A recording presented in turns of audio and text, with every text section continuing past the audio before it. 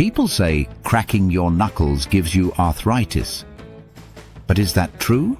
This myth exists because the popping sound sounds like joint damage, but that's not what's happening.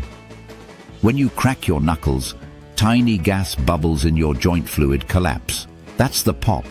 Nothing is breaking or grinding. Multiple medical studies have tested this. And guess what?